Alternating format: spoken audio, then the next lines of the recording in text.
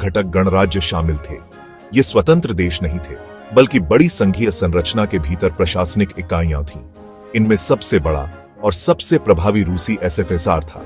अन्य में बाल्टिक्स में एस्टोनिया, लातविया और लिथुआनिया, पूर्वी यूरोप में बेलारूस, यूक्रेन और मोल्दोवा, काकेशस में जॉर्जिया, आर्मेनिया और अजरबैजान, और मध्य एशिया में कजाकिस्तान, किर्गिस्तान, ताजिकिस्तान, तुर्कमेनिस्तान और उज्बेकिस्तान शामिल थे। जबकि हर गणराज्य की अपनी भाषा और सांस्कृतिक पहचान थी, रूसी संघ की आधिकारिक भाषा थी और सभी मॉस्को में केंद्रीय प्राधिकरण के अधीन थे। लोगों का यह विविध संग्रह कम्युनिस्ट पार्टी की मजबूत पकड़ से जुड़ा हुआ था।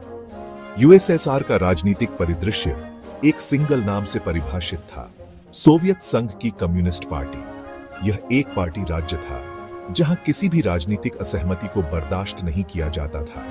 पार्टी ने सरकार के हर पहलू को कंट्रोल किया, क्रेमलिन के सबसे ऊंचे स्तर से लेकर सबसे छोटी स्थानीय परिषद तक। मुख्य नेताओं ने देश की किस्मत बदली। व्लादिमीर लेनिन आर्किटेक्ट थे, लेकिन जोसेफ स्टालिन ने क्रूर औद्योगिकरण और राजनीतिक शुद्धिकरण के माध्यम से सोवियत संघ को एक सर्वाधिकारवादी महाशक्ति में बदल दिया। स्टालिन के बाद निकिता क्रुश्चेव जैसे नेताओं ने डीस्टालिनाइजेशन की कोशिश की और लियोनिद ब्रेजनेव ने ठहराव के एक युग की अध्यक्षता की। आखिरकार मिखाइल गोर्बाचेव के ग्लासनोस्ट, खुलेपन और पेरेस्ट्रोइका पुनर्गठन के सुधारों ने अनजाने में संघ के पतन का मंच तैयार कर दिया।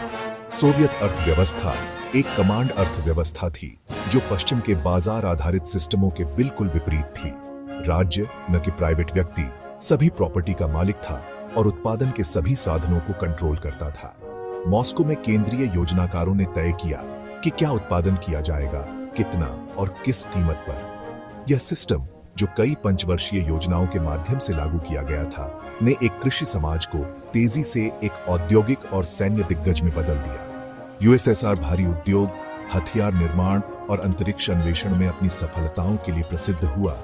इसने प्रसिद्ध रूप से पहला सैटेलाइट स्पुतनिक लॉन्च किया और पहले इंसान यूरी गगारिन को अंतरिक्ष में भेजा।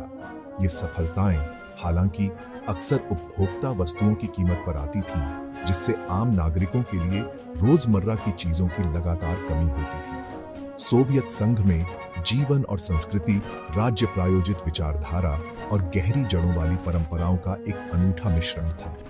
राज्य ने कला, साहित्य और फिल्म में समाजवादी यथार्थवाद की संस्कृति को बढ़ावा दिया, जिसने मजदूर वर्ग और कम्युनिस्ट परियोजना का महिमा मंडन किया। फिर भी इस आधिकारिक आवरण के नीचे 15 गणराज्यों की विविध संस्कृतियां बनी रही। लोग ऐसे समाज में रहते थे जहां